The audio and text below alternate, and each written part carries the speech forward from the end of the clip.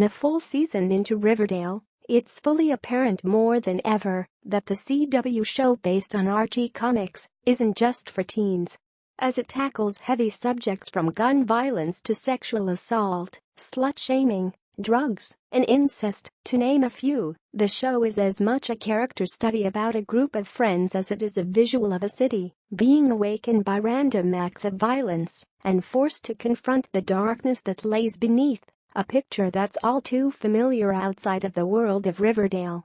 As Betty Cooper said in the finale of the first season, pretending to be normal and perfect when we're like a Greek suburban tragedy is at the heart of Riverdale. In the premiere of the second season, though, everyone has almost given up on pretending. Death, or attempted death in the case of Archie's dad Fred Andrews, who we find out survived being shot in Pop's chocolate shop thanks to a driver's license-less Archie careening his father to the hospital, has a way of dredging up people's true feelings and intentions, we learn.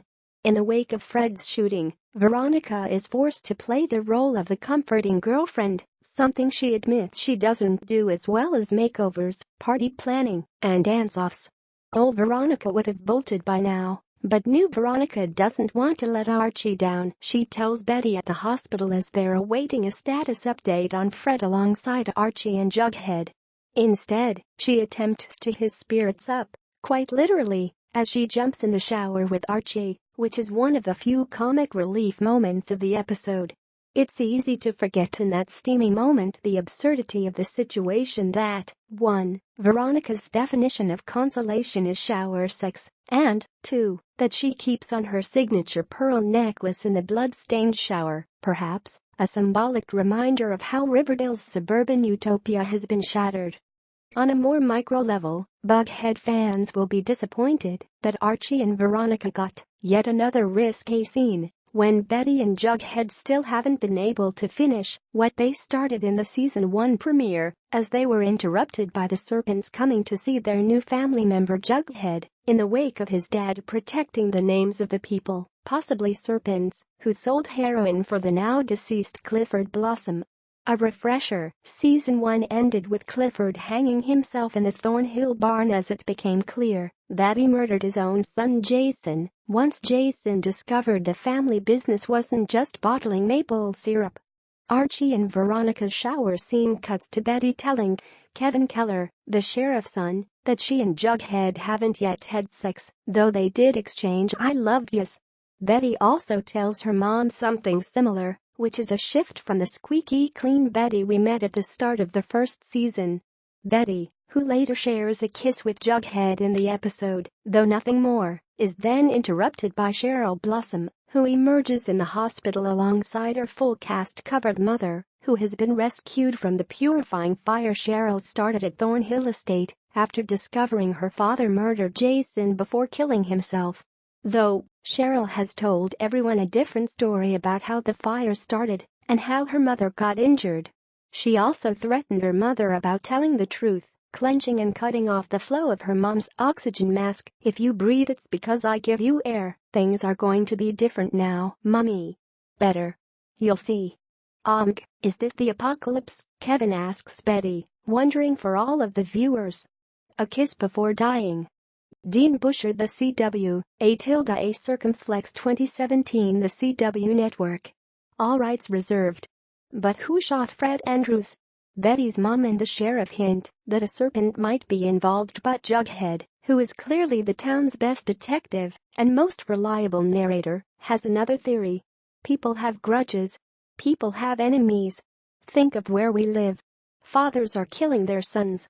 It's entirely conceivable that this was a hit. He tells Veronica and Betty of the motive behind the green-eyed shooter. As we know, at least 2 people have a grudge against Fred, Hermione and Hiram Lodge, the former of whom tried to squeeze Andrews out of their company in the season 1 finale, and the latter of whom may have caught wind that the former high school sweethearts had momentarily rekindled their romance.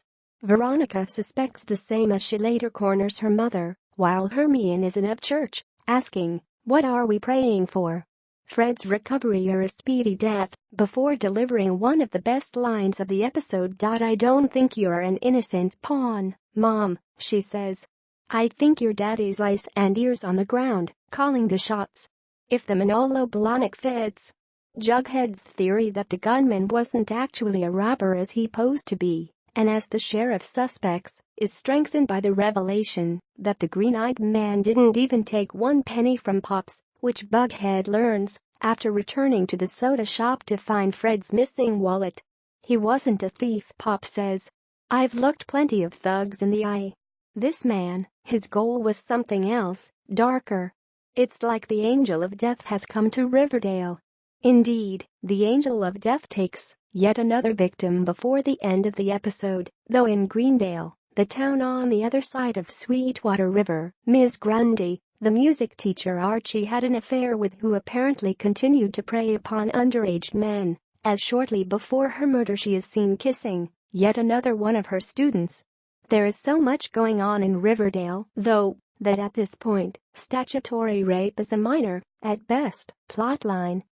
In fact, Betty's fear over Jughead's future gets more consideration than Ms. Grundy in the season 2 premiere. Back to the idea of no longer pretending, Jughead is now nearly fully embracing his serpent roots, even without wearing the gift bestowed upon him after his dad refused to snitch. "With or without the jacket, you're still a serpent," Jughead is told. He is basically living in his serpent father FP's shadow at this point, riding his motorcycle, much to Betty's disapproval, and living in his trailer as his father awaits his sentencing. While Jughead tells Betty he's doing those things not to become a serpent, but rather to hang on to what little he has of his dad, he later becomes more involved with the gang as they perform a service upon his request. After speaking to the sheriff, Jughead meets the serpents to see if they know who shot Fred Andrews, or can find out. His wish is granted, though not successfully, as he comes home to find a man bloodied up and tied to a chair in his trailer who the serpents had questioned. Jughead, the moral compass of the show, asks the obvious question: why would they keep an innocent man? The serpents explain that they wanted him to see they're working on it. A kiss before dying. Bettina Strauss, The CW, A Circumflex 2017, The CW Network. All rights reserved. For as dark as the second season premiere is, there was one bubbly moment when Veronica waltzed into her dining room with a mimosa consisting of a celebratory bottle of crystal for her father's return. "There was a bottle in the fridge begging to be popped," she tells Hermione. Her father is less understanding. Like Jughead, Veronica comes home to find an unwanted man in her house, Hiram, played by Mark Consuelos, who emerges from the shadows at the dinner table for the first time and shames Veronica for not being there to greet him upon his arrival and drinking his champagne. "I've changed. You have no idea," she tells him. "The question is, have you?" "Not so much that I still don't want a kiss from my daughter," he says. She obliges and then tells them Fred is awakened after being shot, and her parents exchange knowing glances. As for what wakes up Fred, it's a scene that has had Riverdale fans pining to figure it out since it was first teased. In a dream, Archie and Veronica are getting married. You can tell that it's a dream because there is no way Veronica would ever let Jughead wear his beanie to her nuptials.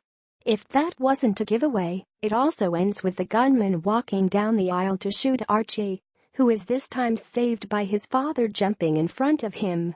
But even with Fred awake, Archie's world is far from back to normal. The gunman is still let loose.